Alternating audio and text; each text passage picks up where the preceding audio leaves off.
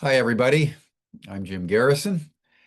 I want to welcome you to this session of the Great Books, which is, I think, my favorite course at Ubiquity University, where each month we contemplate one of the great books of history, some ancient, some contemporary, some from the East or the West or the North or the South, but books that have endured the test of time, books that deal with noble themes and books that have a unique capacity to change lives, to change consciousness.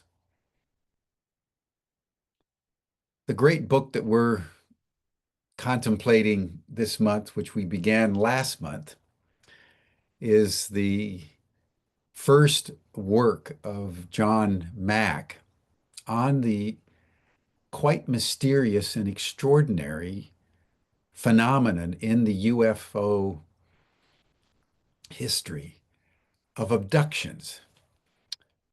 And I want to talk about that today.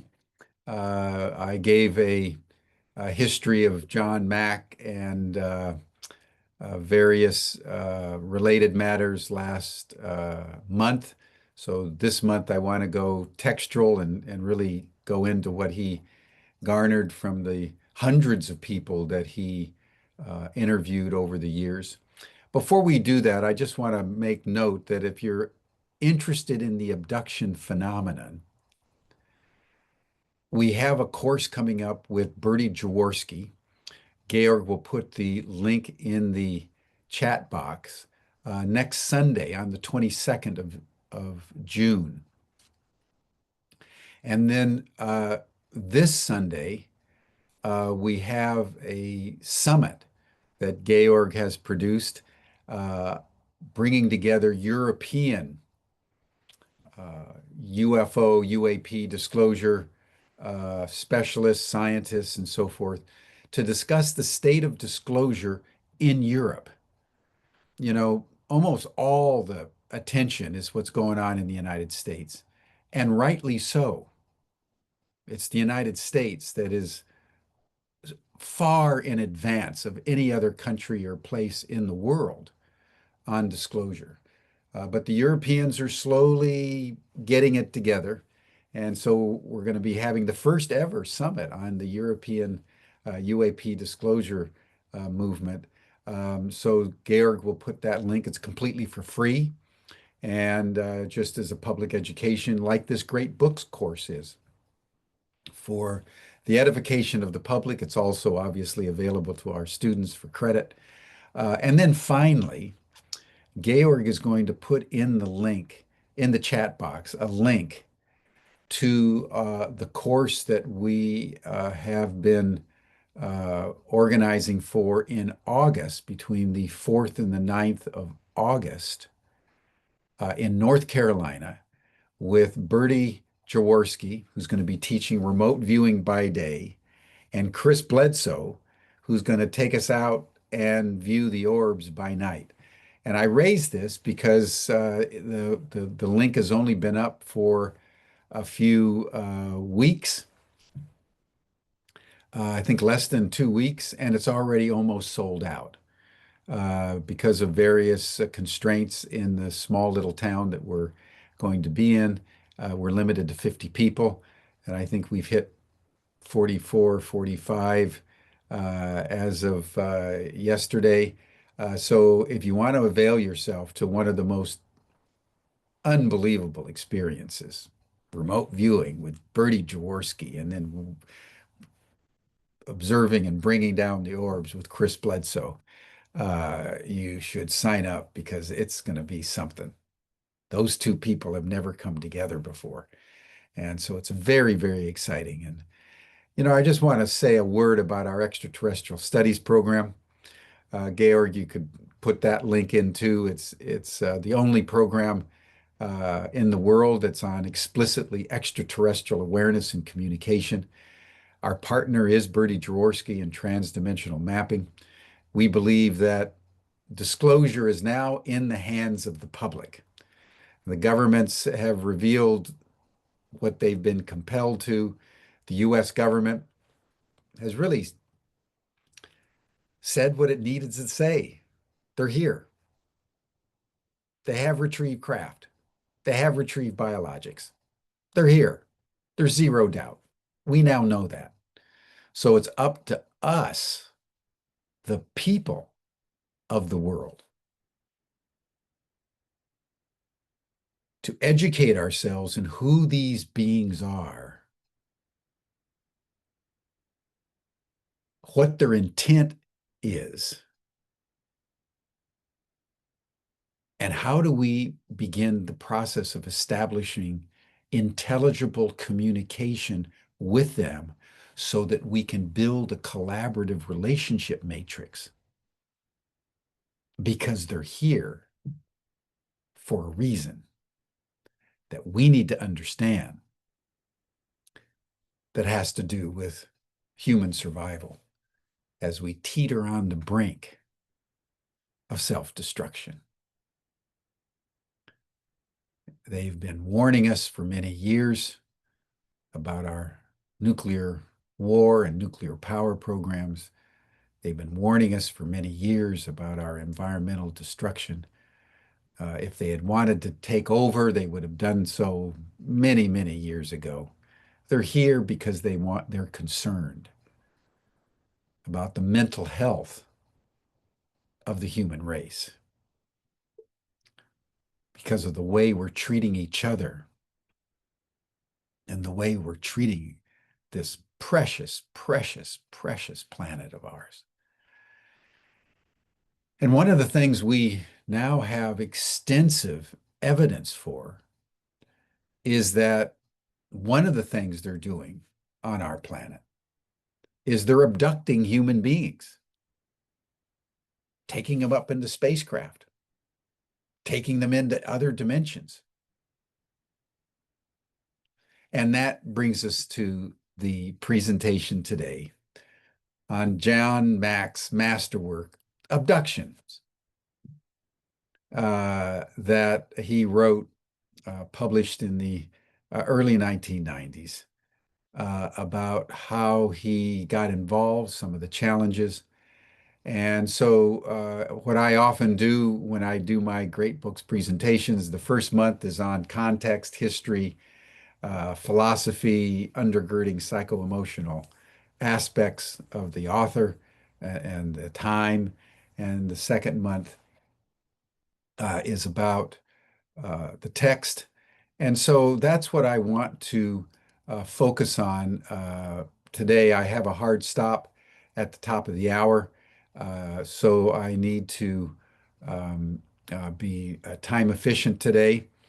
We may be able to go just a little bit over, but I want to now really look in some ways chapter by chapter of what John Mack was recording in his masterful way as the head of psychiatry of Harvard Medical School during the 1980s and 1990s until he died in 2000. I think it was in 2004, 2007.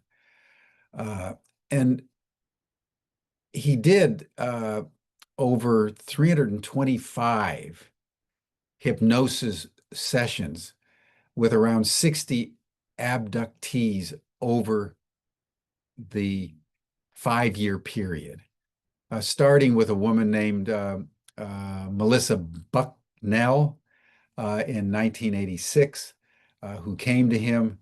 And the first thing that he realized, which he talks about in his first chapter, is that as a professional scientist trained in the scientific method, imbued with the scientific materialist theories about the world, that if it isn't measurable, empirically repeatable, it isn't true. It isn't real.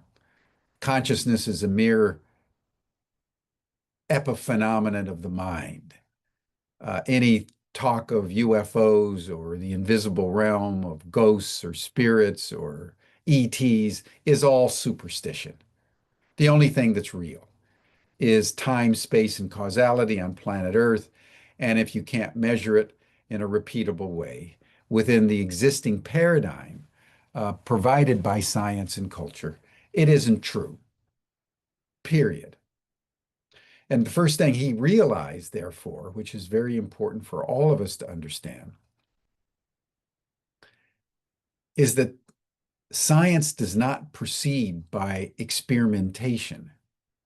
Science proceeds by paradigm. And it's the paradigm within which we find ourselves that determines how we investigate facts. And when the facts don't fit in the paradigm, they are dismissed as untrue. And that, of course, is the uh, uh, work of the great masterwork, the structure of scientific revolutions, which was a contemporary book, uh, and where it struck it describes the structure of the scientific paradigm. And as the paradigm proceeds and more facts can't be accounted, there begins to build up outside the paradigm more and more unexplained reality. And then more and more people try to bring the paradigm in till finally the old paradigm collapses. And that's what we're seeing with the UAP disclosure. We're seeing the collapse of a paradigm that was asserting as fact that UFOs didn't exist, and that if you talked about them, you were crazy. This is what confronted John Mack. Even to talk with a Melissa Bucknell was considered non-scientific, crazy. And that's why, as I reported last month, when John Mack proceeded with this investigation, he was had up by a Harvard academic council like a witch hunt. And the New England Journal of Medicine wouldn't publish his papers. He went up before a tribunal and was judged mentally fit, but told not to do this again. And he did it anyway and published the papers he wanted to publish in the New England Journal of Medicine. He publishes this book, Abduction, that became this big bestseller. And so in that first chapter, he talks about the challenges of the scientific paradigm, and that his conclusion was that the only way to understand the ET phenomenon, and in particular the abduction phenomenon, is with a new paradigm. If you don't have a new paradigm that allows for the possibility, you can't understand what you're researching. And that was the genius of John Mack. Sitting in a central high-level position at the citadel of the greatest scientific reductionist university in the world, Harvard University. He challenged the paradigm. He broke the paradigm and began the process of establishing a new one.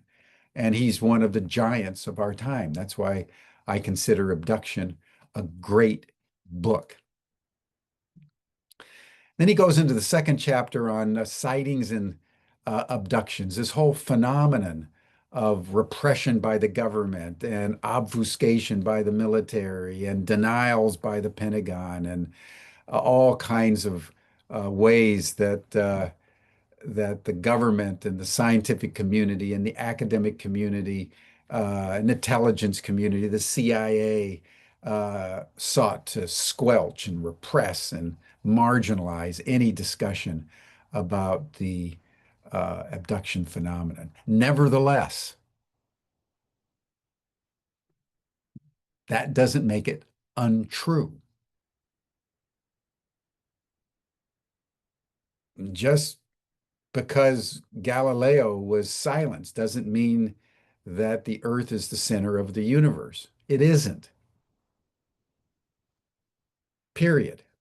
It's true what he said. And so that's where we want to begin our discussion. So 365 people interviewed over 5 years. Out comes the book. And he summarizes what, in fact, uh, went on in a general way, which I will seek to do over the next few minutes. And so chapter 3 is about kind of getting there and, what is reported by these 360, what are the common themes and so forth and so on. Um, they're typically at night. They're typically in a person's bed. They're typically experiences where they're fast asleep, even with their partner or their kids lying right beside them. And all of a sudden they wake up and they may see an ET, generally with these abductions that John Mack studied, small grays. And then they have this strange feeling of just kind of floating up, and they look around and their significant other is still asleep, and they sometimes try to cry out, but they realize they can't say anything. Sometimes they're taken through walls, through windows, and they have this feeling of just being elevated up till they get into a spaceship. He describes, um, uh, the fact that they may feel dizzy, but they basically don't feel any physical sensations. It's like a surreal, out of the body experience, but they're still in their bodies. It's not like a dream. They're physically being taken up in a very, very highly sophisticated way. He talks about group abductions where sometimes two or three people are rendered unconscious collectively and taken up. He talks about sometimes there's daytime abductions, then how you go into the UFO, and then in chapter 4, he chronicles many of the experience of, probing and bonding and the breeding program. And there's a range of experiences from physical and psychological and emotional examinations directed toward the production of offspring that leave the abductee who's just there sleeping in his or her bed, sometimes single, sometimes happily married, sometimes, and all of a sudden they realize that they're in this examination room and they're being subjected to physical procedures. Sometimes they're being given implants, in the base of the brain, right with the top of the spinal cord, sometimes in a leg, sometimes in an arm, sometimes in your back. And then in addition to the physical um, examination, there's kind of mind scans where generally one of the taller grays comes in. It's kind of looks you right in the eye, and you just feel completely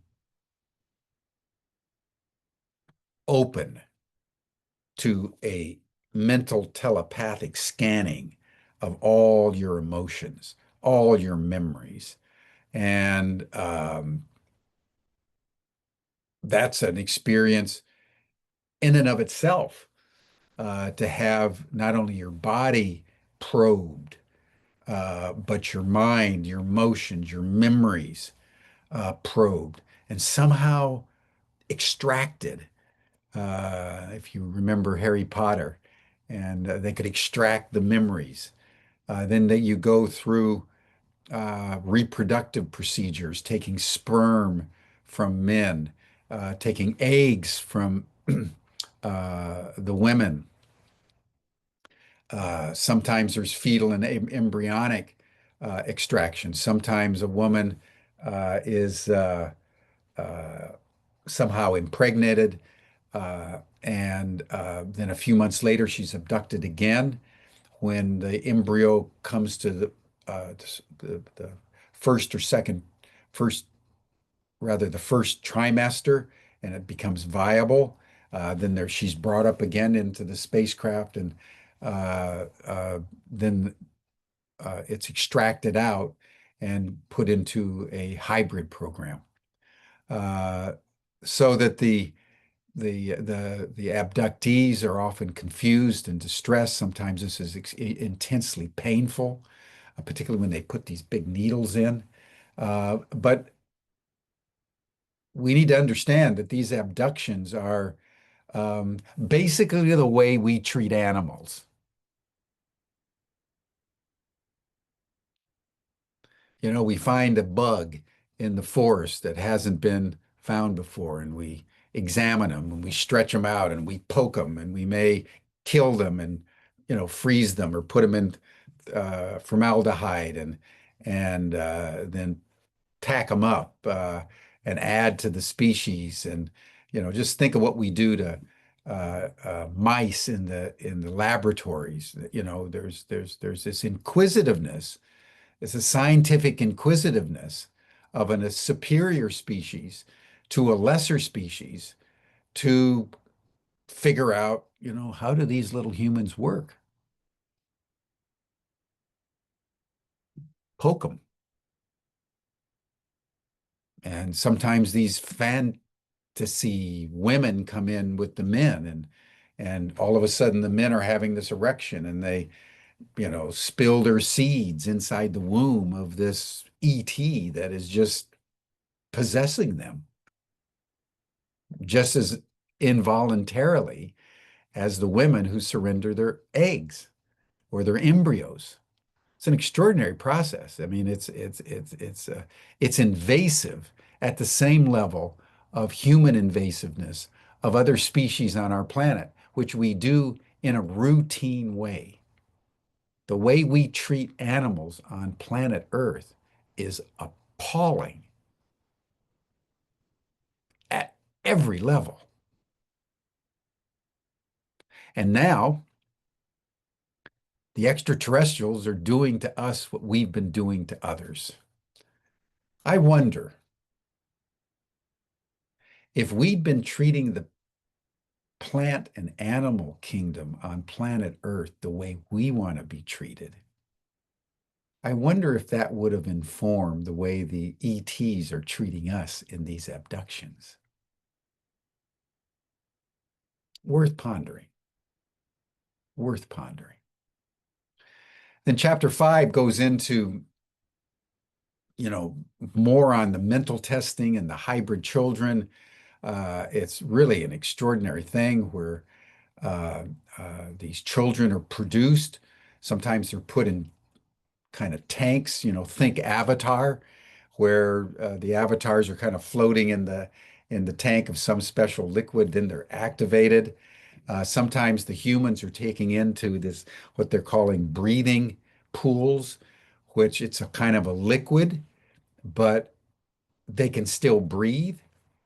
Women talk about seeing babies and children, and some of the women are taken into the nurseries and they're told, please comfort these little babies, because apparently the ETs aren't designed to do that. They seem to be almost like AI, especially the small grays. They seem to be AI constructions, neuter, no gender, no emotions. They're robots to some extent. So they don't know how to extend emotional nurturance for human babies, even hybrids, when they're genetically engineered with ETs. One of the aspects that characterizes our humanity at the deepest level is we're social beings. We need to be touched. If you give birth to a baby and you don't touch that baby dies. 100%. We need physical touch. We need to be hugged. We need to be kissed and experience tender, loving care at every level. One of the problems we have on planet Earth right now because of social media is that we're not touching enough, we're not feeling enough, we're not being emotional enough with our friends and our significant others and our families because we're getting more and more isolated by design through social media. So that's one thing that is reported by these abductees is they are often brought into these nursery labs and uh, told that they need to spend some time cuddling the baby or holding it or singing to it and so forth and so on. And that, of course, causes more distress uh, of uh, of the abductees. And then, when he gets into sexual chapter sex, he goes into kind of the sexual activity and sort of uh, other irregular uh, procedures. And that's something that uh, you should read if you're interested in it. Um, uh, but he goes into the pain threshold procedures. He goes into uh, all kinds of information transfer, because everything's being done by mental telepathy. So these humans, which have never engaged in mental telepathy before, all of a sudden find themselves overwhelmed and engaging in sexual activity, sexual intercourse with these extraterrestrials and hybrids being produced. And some of them with the women, they're extracted, the zygote is extracted. Sometimes they're produced in the women and then extracted later. But it's all um, there. He talks about young girls who are often abducted, not even of age, and have eggs extracted and engage in sexual um, interactions with the ETs and in kind of one form or another. It's really quite an extraordinary experience. And then they go home. You know, uh, Almost none of the abductees stay there. Some are abducted for a couple of hours, and some are abducted for many days. Some of them are taken on the spaceships to back to the star system from whence the extraterrestrials came. Some of them are they have their memories completely erased and they remember nothing. That's the case with most of them. But when they come back, they sometimes they float back, sometimes they kind of just re materialize uh, in their beds. Sometimes, there have been police searches because little Johnny or Susie have disappeared and nobody can find them. And all of a sudden, little Johnny or little Susie rematerialize in the backyard with no memory of what happened. It's quite extraordinary. Some people report that they're driving down the road in their car and the car engine stopped. They pull over to the side of the road. They're abducted.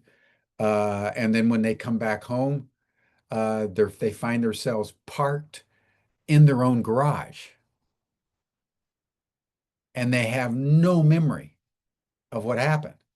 And this is why most abductees need to go through some kind of regression therapy, whether it's holotropic breath work or hypnosis or various therapeutic techniques have been developed to enable people to remember events that some trauma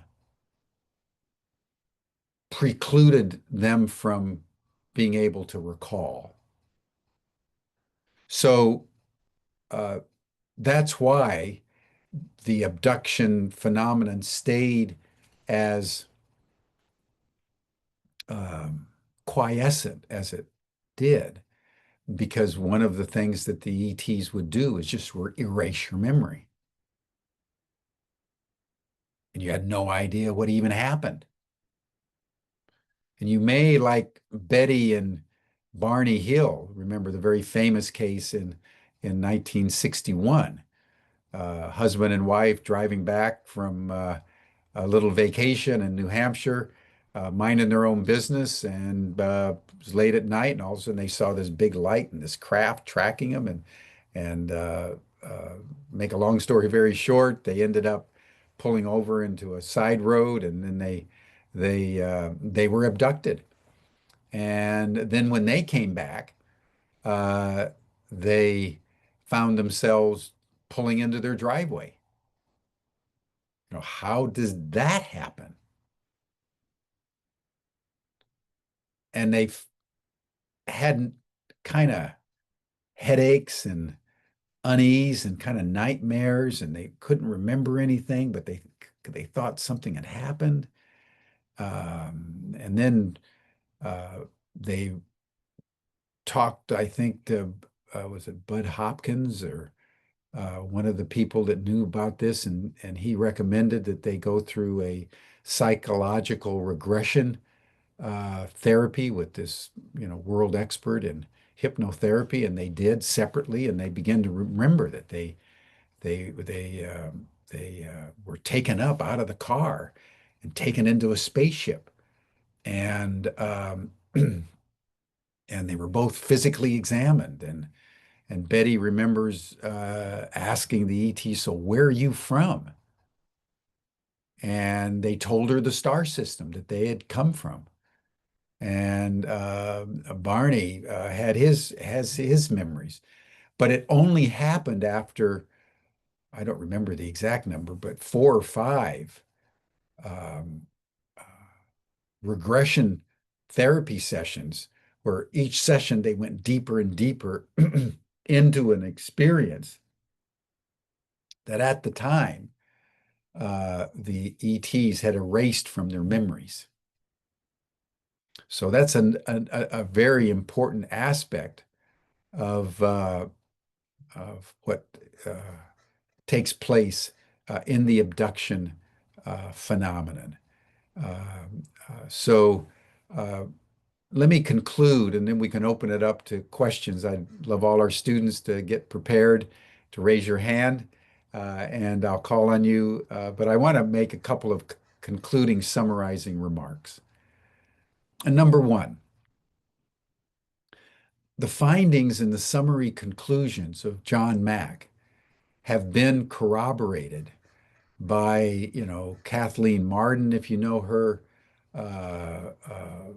Barbara Lamb, if you know her, people who have talked with not hundreds, not 325 like John did, but thousands of people who've had various experiences with the ETs.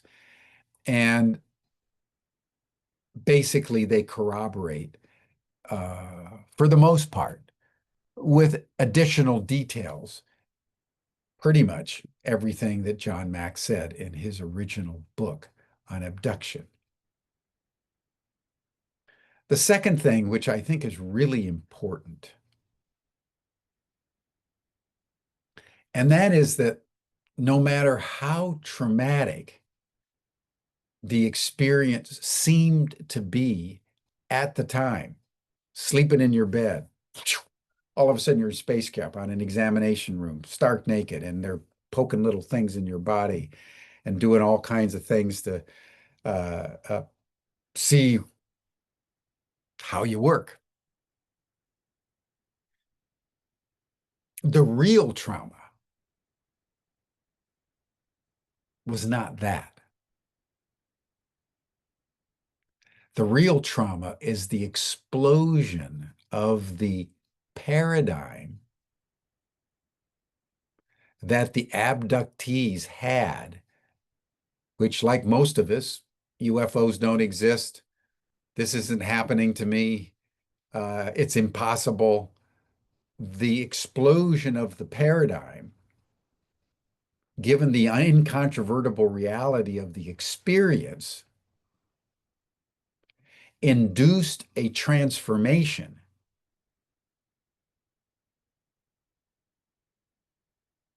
as a result of which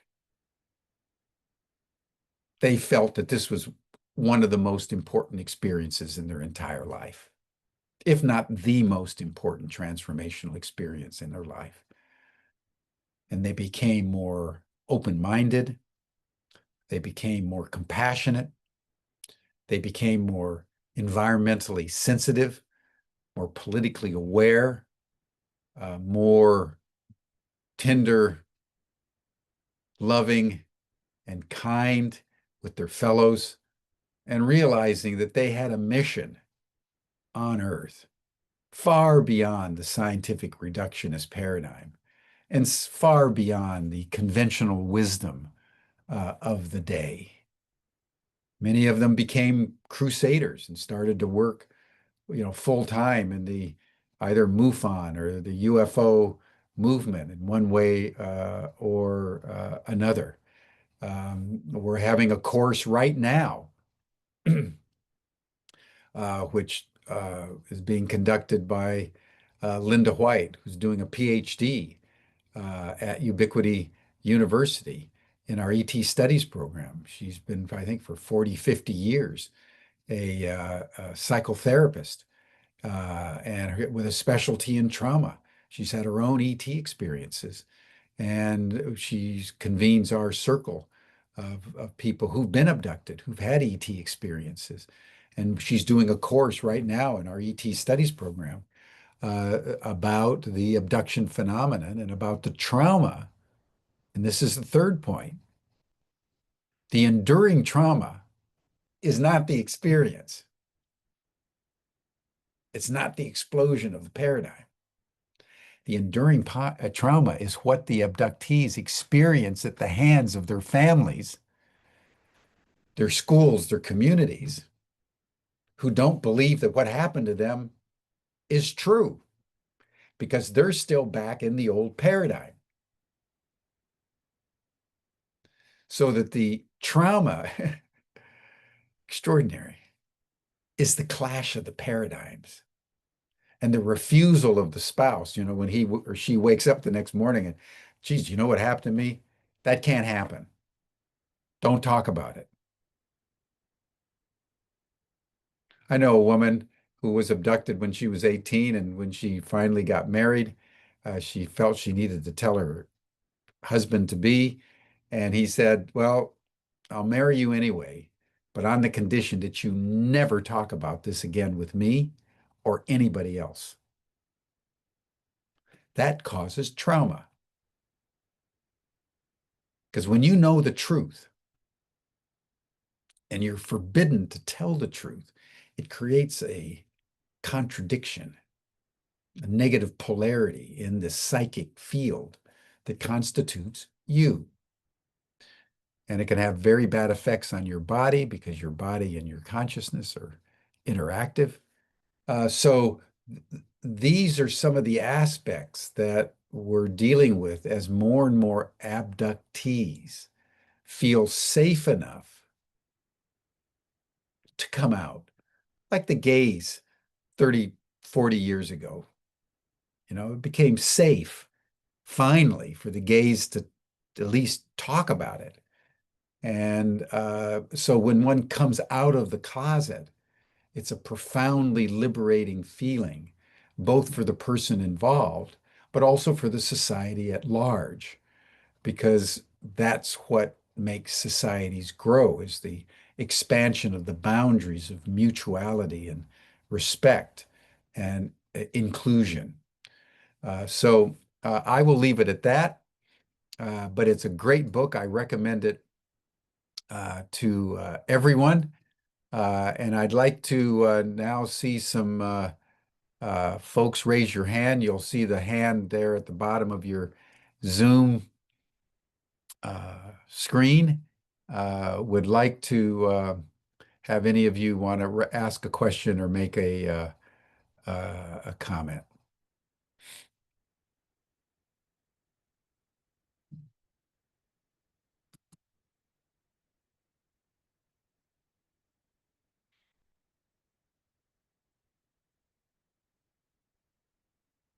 No questions? No comments?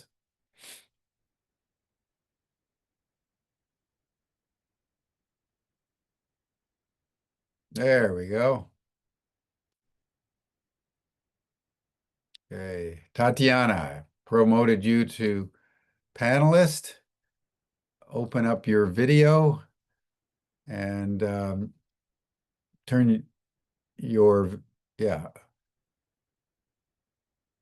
Whoops. Whoops. It looks like we lost Tatiana. Oh, there she is again. Wait Whoops. 1 second. Sorry.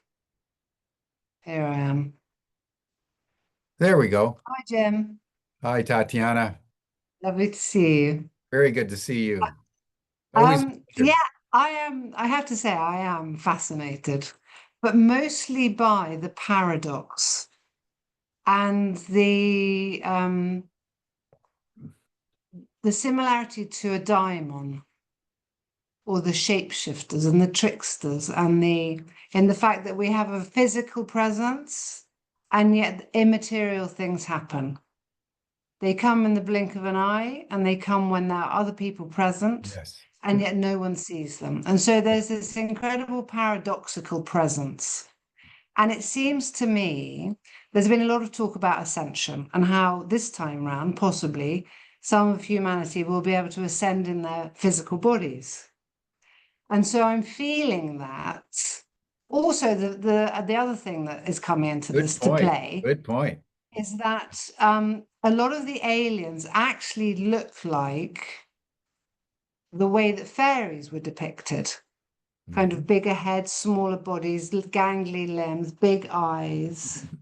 And it seems to me that we are floating in and out of the imaginal realm. Mhm. And I do understand that there is physical evidence of aliens, but I'm also getting the feeling that because the abductees walk through walls often or through windows that are not open. Yeah. And so there is this feeling of physicality becoming ethereal, ephemeral. And so that to me, it seems like there is a shifting of us as humans into an imaginal space where everything like the aliens and the daimons and the gods all inhabit in reality, like Henry Corbin says, is that space is more real than the reality we experience here. So I'm really fascinated by this idea that we might be portaling Mm. Mm. into a space that is more real than we have here. So it feels that we've moved in our physical bodies, but it's actually an expression of us that is not yet, that we don't yet realize or understand. Yeah. Well, I think you're making a very profound point in the following way. You know, deep in certainly Christian theology is this notion of the Assumption of Mary, shall we say. We have a feast day to the Assumption of Mary. I think it's on August 12th every year. And this notion of the physical ascension of Mary into heaven. We have the notion of the physical resurrection of Jesus, the ascension of Jesus 40 days later, other like prophets like Elijah physically being taken up into the heavens. The Hindu tradition, the Buddhist tradition, all have aspects of the capacity of humans to physically move into these higher realms. But under the impact of the scientific enlightenment and scientific reductionism, all that was considered superstitious, kind of nonsense, even though St. Paul in the book of Romans says that without the physical resurrection of Christ, our faith is in vain. Mm. Right? And there's this whole notion that at the end of times, the people will be physically taken up into heaven, even though they've already died. Yeah. And so what you're pointing to, which is a very profound aspect of the abduction phenomenon, we're seeing this happening to all kinds of people all over the world where they're physically taken up, transformed, Hmm. and then brought back down to earth. Yeah. So if that's true, then what you're saying is true. That what that means is that we as physical beings are much more capacious and flexible and adaptive. You Yeah. know, Jesus walked on water. Hmm. All kinds of saints in India walk through walls etherically, and then their body materializes on the other side. So the things that we thought were superstitious are now turning out to be the frontier. The frontier. Yeah. And that's what I think is so exciting about this moment is this ET contact is really an illumination of the future possibilities of the human. Hmm. So I thank agree. you. I think it's very exciting. Oh, very, very, very. Yeah, yeah. And I'm ready to evaporate and be still here. Or as J.K. Rowling's put it, disapparate. Exactly. Anyway, God Yeah, bless you. That was wonderful. Thank you very much. yeah, yeah. Thank you. Great point. Great point. Thank Thank you. you. Have you had an ET experience, by the way? Um, I have never failed to believe in them. I've never, I mean, I've always been amazed that people don't believe in them. It doesn't make sense. Yeah. And when I was little, which is probably a point that you don't want to know, I used to wear my underpants to bed in case the aliens came to get me. And this was before I even knew the word alien, but I had this sense that, Just in case so you had to travel. just in case I had to drop, and I remember it so I love vividly. this. I love So this. I do, yeah, I do really think that I intimately know alien life, I yes. And have I've no done doubt. lots of I regressions where have I no was an doubt. alien. So Yeah, yeah, I'm yeah. very, I feel very at home with the alien. And in fact, not alien. They feel quite Yeah. comfortable to me. Well, if you want to disapparate, go to bed with your undies on. Exactly, exactly. Anyway, you probably didn't need to know that, but that's what I Bless you, know. Tatiana. Thank you for Anyway, sharing, as they say. bye. See you later. Thank you. Okay, Paul Groff, promote to panelists, allow to talk. How you doing, Paul?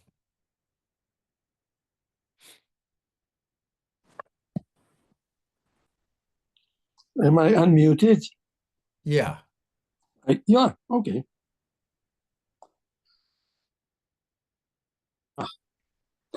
Um, I just wanted to say, I don't know, I unfortunately missed your presentation a month ago. So maybe this is obvious, but I just want to stress how courageous it was for John to to publish this book 30 years Oh, ago. totally. I Totally. mean, this is a very different situation now, but practically nobody believes that. I was very fortunate. I spent a month with him in Brazil, in the jungle, Mm. in the ayahuasca camp. And he had a huge collection of videos of the abductions. He videoed the interviews with, Yeah. with people. it was amazingly convincing. And the courage it took, to break through the paradigm is, it's just difficult to understand how he managed to gather that much of strength. Yeah, yeah, yeah.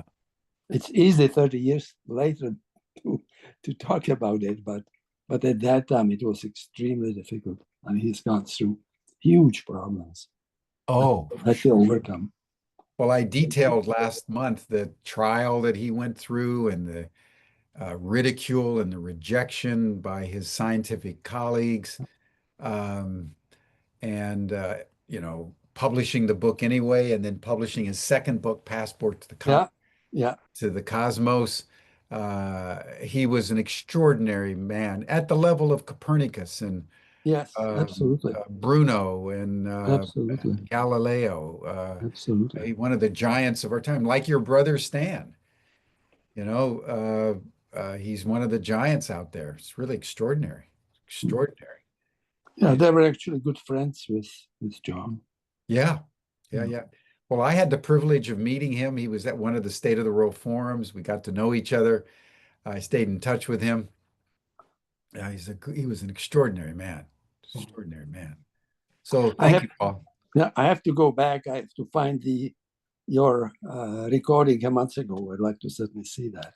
Oh yeah, yeah, yeah. Well, if I think about it, I have your email. I'll try to find it and Well, send it I to you. should be able to find it in the archives, shouldn't I? Yeah, yeah, yeah, Yeah, yeah. Yeah, no it's there. problem. I find Yeah. it. I find it. Okay. All right, Okay. brother. Well, listen, Bye-bye. warmest regards. Yeah. Warmest regards. Ada.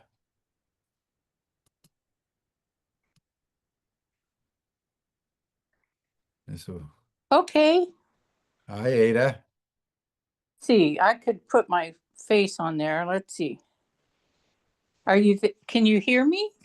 I can, and I can even see you. How are you doing, Hi. friend? Well, I know this is sort of funny. It's like, of all, this is very public, and so it's a strange venue to speak into. But I want to say that I was mesmerized by your presentation last week, last month, and I ended up reading both books, and and and I and what it really helped me. I don't know whether I had abduction or not, but it certainly had me reviewing some of my more traumatic moments Yeah, yeah, yeah. with my father and when I was in college. And so it it really helped to consider looking just the idea or the experience of taking something as real as the physical things were for me. Like when I was at college, I was having trouble writing, and all of a sudden this paper just sort of wrote through me, and there was a blue light, and the whole experience terrified me. So the terror of a whole shift in consciousness, and whether that was an alien thing or not, I don't know, but it's really helpful to have someone like you and John Mack explain what the consequences of a paradigm shift is, and if somebody doesn't, and it really helped me understand really what it must be like to have an experience that nobody believes, and how what Mm, do you do mm, with mm, all the emotion that's in that, and how a community mm, helps to uh, a community of listeners helps to enfold that and release the trauma and allow for the beauty and the seeds of growth to come forth and not be stuck in the mhm. trauma. So I'm really grateful that you brought this forward, and it helped me so much. And that whole point you made about the way we treat plants and animals, I went to call, and I have this beautiful acanthus plant, and somebody tried to take one of the blooms and just wrenched it, and it was hanging there limp, and it's like sort of like, wow, the beauty of this creation is just defiled. So it never really occurred to me, like, oh yeah, that could look like that's the way we treat each other, or we treat other parts of Absolutely. creation. So that Absolutely. was really helpful. So that's my response to what you have to say, and I'm grateful that you are articulate and bring these different points of view that really help me grow as a human and as a spiritual being. So I wanted to thank you. Well, thank you, Ada. Always good to hear you, and I enjoy our email exchanges. And Yeah. so thank By the you. way, you do say, I do say my name Aida, but Aida. Okay. you know what? Since so many you call me Ada, that's the way I grew up. So in a way, that's sort of psychic of you, and I've sort of gotten more accustomed to. There's a different sonic and vibration to each Totally. way to say the name, but it felt like I'm learning that there's more for me to learn about listening to my name spoken that way. Yeah. Well, Aida isn't. That's the great Italian opera too. Yeah, that's right. I guess I had a professor who told me that it was spelled that way. And why did I want to call myself Ada? Because Aida was so much more melodious. Yeah, yeah, yeah. And it's almost like I wanted to have a melody to sing in the world. So that's why. Fantastic. Anyway, Fantastic. Good. thank you so much for Thank you, being there for Aida. me. All right. Bye. Bye-bye. Okay, everyone. I think that'll do it for us for today. Just to comment on Aida's point about paradigm. That's been really the theme of these two lectures, that what John Mack did with extraordinary intellectual acuity and moral courage was to break out of his paradigm because he had intellectual curiosity and integrity, and begin the construction of a whole new paradigm. That's what abduction is about. It's the construction of a new paradigm. And even though he suffered the duress of outrageous fortune, as Shakespeare would put it, his courage in opening up the paradigm made it possible for all of us since John to carry his research and the new paradigm further. And one of the exciting aspects of our current reality, 30 years later, is that paradigm now is beginning to take hold. And whether it's Ubiquity University with our ET Studies program, whether it's all the other groups that are now working frenetically at the European theater or the US theater of activity, the paradigm is now explosively coming forward. It's a wonderful moment to be alive. And I mean, just think about the point that Tatiana made about the assumption, and that we humans are much more potentiated and capacious than we have any idea about. If we can go to a spaceship in our bodies, we can go to Alpha Centauri in our bodies. If we can engage in mental telepathy with the ETs, we can engage with mental telepathy to the farthest reaches of the entire cosmos. This is the inflection moment in which we find ourselves. I can't think of a more exciting moment to be alive on planet Earth in the history of our species than this moment. I'm excited every day. We're preparing the State of the World Forum in Washington. We're sending out notifications. We're going to have this ET, and we're going to have experiencers, and we're going to have abduction stuff, all that there. It'll be the first time in history that the ET issue has been brought together with other code red major global issues in a single conference. It's going to be so exciting. So whoever you are out there, whatever you're doing, give thanks. on bended knee that you're alive at this moment. And then think about the responsibilities you have to take the gospel, the emerging paradigm, the truth of the emerging worldview to the four corners. That's why we're here. That's why we were born. So thank you, everyone. It's been a delight as always. I love this Great Books program. We'll see you next month for our next, so it's always the second Tuesday of every month at 10 o'clock Pacific, and we'll see you then. Bye for now. Thank you all so much.